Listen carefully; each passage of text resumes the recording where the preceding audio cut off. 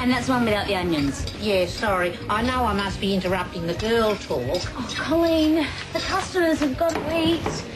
And preferably before the food gets cold. Eh?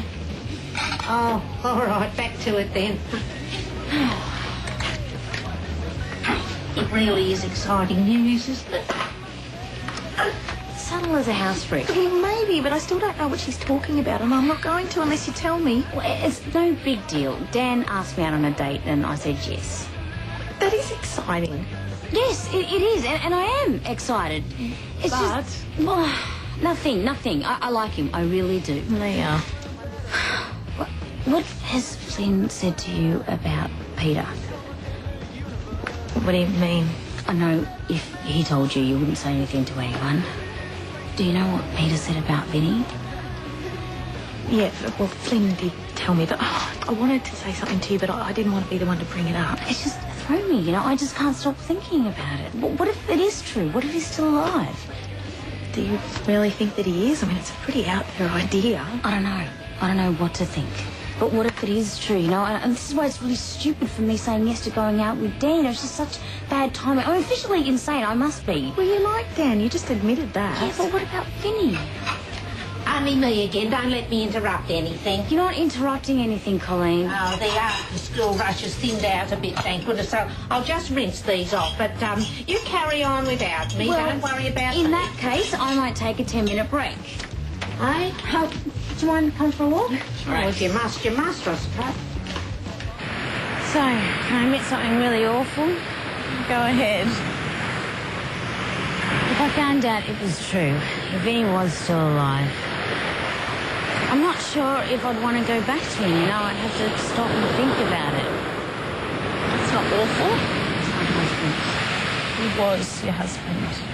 He's BJ's father. I shouldn't have these feelings. It's like I've been given this second chance and I don't even know if I want it. Well, what's happened since the last time you saw him? I mean, it's not like everything would be the same again. If Vinny is alive and he is in witness protection, then that's a whole other thing that you have to consider in itself. And you wouldn't just be going back to Vinny, you'd be going to a new life and a new identity. I never thought about that. Have to change your name and leave behind your family and your friends, and not just for a while, forever.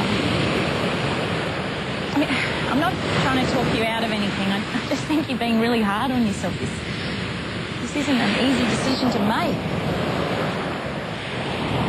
It took me ages to get to the point where I thought I could move on. And now that I'm here, this happens. Well, I guess if you want to, you can stay that way. You don't have to follow it up. I mean, Vinny is dead. And you have grieved for him and you have moved on. I mean, you can leave it that way. Well, if Peter doesn't recover, I guess I've got no choice. What if he does? I can't just leave it. I have to find out. I need closure. Just closure? That's it.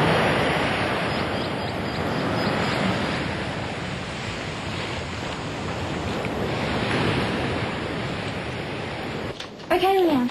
I'll get my mum to drop me down on the weekend and we'll have a look at the clothes. And I'll need some stuff for guys to model as well, because my brother Henry's really psyched to get up on the catwalk. Oh, and by the way, his favourite colour is pink. Great. Okay, bye. I'm not being a model in your stupid fashion show.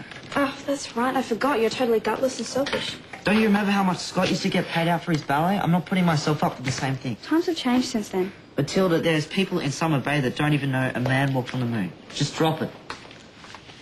Robbie! Tasha, could you please come down here? What are you doing?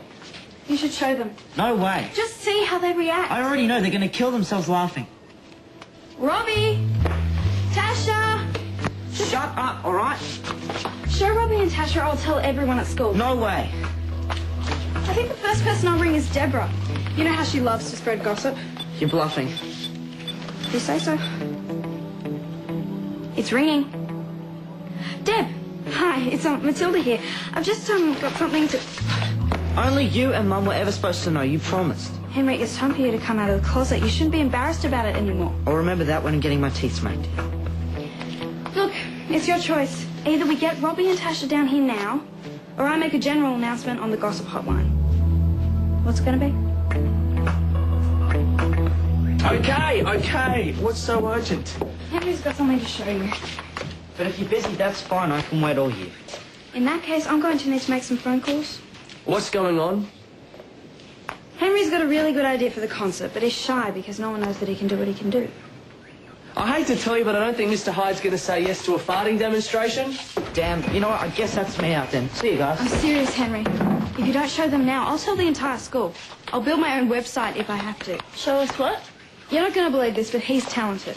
Since when? Look, it's now or never. Go for it. Give us some room, please.